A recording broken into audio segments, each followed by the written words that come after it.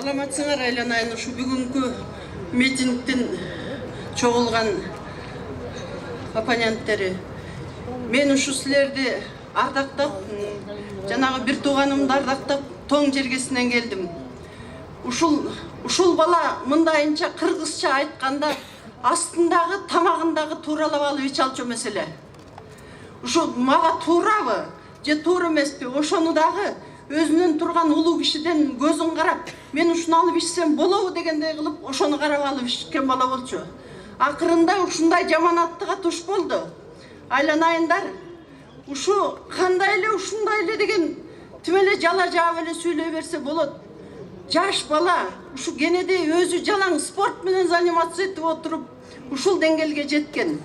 Муну көтөрмөлөгөн дагы эч биз өзүбүз баягы жакшы бийдин тукумдары болгонубуз менен биз кийинки союз уюшулуп, союз ушундай түзүлгөндө ак эмгеги менен чоң атасы. Ушу эң чоң атабыздын малынын баары ошол ортого кирип, колхоз ошол биздин мал менен уюшулуп отуруп, ушундай деңгээлге келдик эле. Ошонун өзүнүн чоң атасы аягына чейин, өмүрүнүн акырына чейин суу башы болуп иштеп, эгин сээп, сүнтүп жүрүп, ушул балдарды ушундай деңгээлге алып келген. Ошол чоң атасынын көргөн тарбиясы менен жакшы чоңойгон бала эле акыры ушундай жаманатты кылды. Айланайындар, ушуну туура түшүнгүлө. Ушул бала кандай өзүңөр деле көрүп атасыңар. Ар бир адамдын кебетесин карап сындайт го. Мен жаңылбасам, түз ийгиден түңүлбөгө деген кеп бар эмеспи?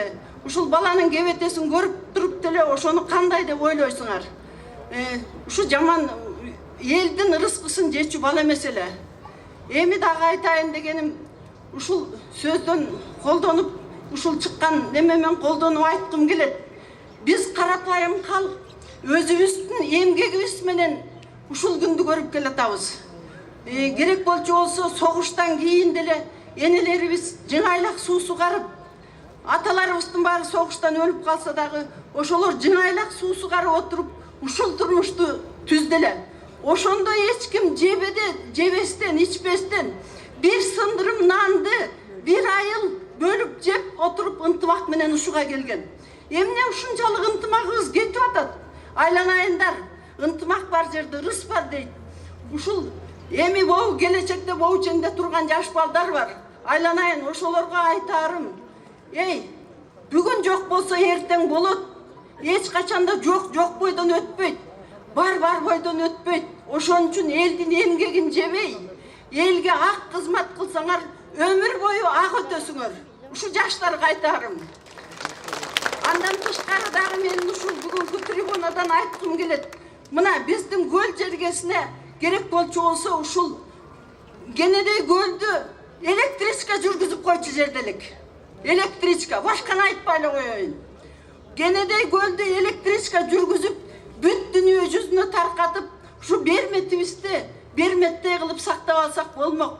Кенедей ушу башканы айтып эмне кылайын? Ушу союздун учурунда салынган биз жактагы жол азыр уже жүрүлбөй калды. Келгенге чейин тимеле деген азап тозок менен эптеп Рыбачыга жетебиз. Ошону карабай, ушуну карабай, жалаң жанагынтып аш той берип, тетигерек болгон рызкынын баары эле ошто жатат. Бүт рызкынын баары ошко кетет. Эч бир бизде эчтеме жок, салынган эчтеме жок. Жанагы мен айтып аткан электричка да жок, эчтеке жок. Ошон үчүн биздин заманыбыз оңолбой атат. Бир эле жакты карабай, кичине бүт жети дубанды бирдей караса болбойт беле. Теңчилик кайда? Айланайындар. Калыстык кайда? Калыс болсо болбойбу? Элдин эмгегин жебесе болбойбу? Коррупция бүгүн курсагың тоет, а эртең жарылып калат жанагынтып. Мына жарылып атат. Ошону бир кичине деген туура багыттаса болбойбу? Башка жарып талаада калгандан көрөкчө элди бакса болбойбу? Айланайындар. Элди караса болбойбу? Эми убакыттагы деген тартылып калган окшойт. айланайын эли журтум. Ушул жана Мусакеев Тамир бөбөгүмдүн эмгегин актап берсең эл айланайындар. Эне катары айтып атам, эне катары. Актасаңар айланайындар. Керетесин көрүп турбайсыңарбы?